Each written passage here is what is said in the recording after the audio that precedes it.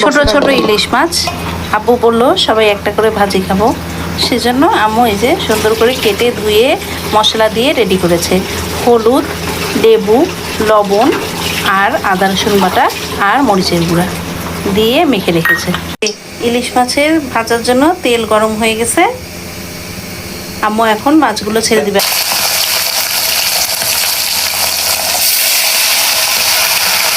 ছোট কাঁচা ইলিশ মাছ ভাজার জন্য সুন্দর করে মেখে নিয়েছে, আর এই যে কাঁকরোল আর আলু কেটে নিয়েছে গোল গোল করে।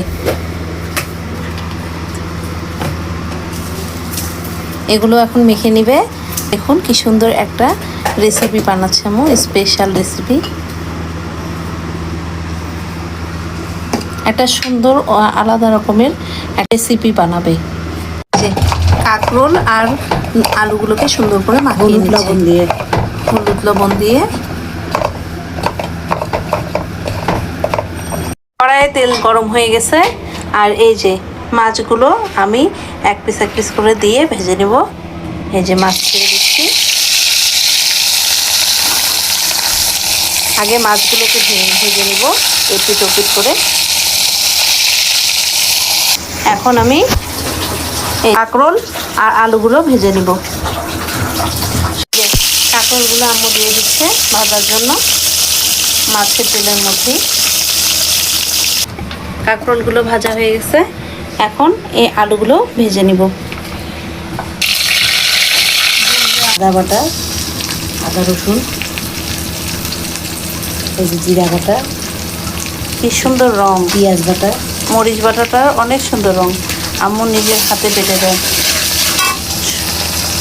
এই যে দেখুন শুকনা মরিচ, অনেক ঝাল, অল্প দিলেই হবে।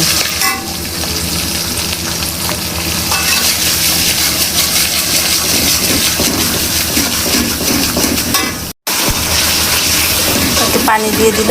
মশলাটা কষানো হলে এই যে ভেজে রেখেছি মাছ, লবণ তারপর মাছ, কাঁকরোল ভাজা, আলু ভাজা দিয়ে একটা আলাদা রকমের তরকারি বানাবো। এই যে হলুদ দিয়ে দিল আম্মু, নেড়ে নিচ্ছে। মশলাটা একটু কষে আসবে। দেখুন মশলার হাত কি সুন্দর করে আম্মু মশলা বেটে দিয়েছিল, দারুণ একটা কালার এসেছে মশলার। যে আম্মু টমেটো কেটে দিয়েছে, মশলাটা প্রায় কষে এসেছে।